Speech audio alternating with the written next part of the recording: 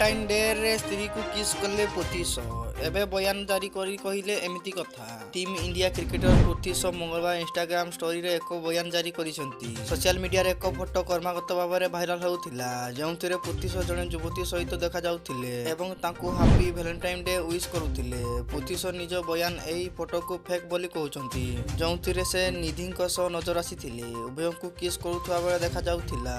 एथि सहित पोतीश कैप्शन देइथिले जे happy Valentine day my wife. एही फोटो सोशल मीडिया रे चाहू चाहू भाइराल होउथिला जहा नै खूब चर्चा होउथिला। एहारी भितरे पोतीश इंस्टाग्राम रे स्पष्टीकरण देबाकू पड़िछि।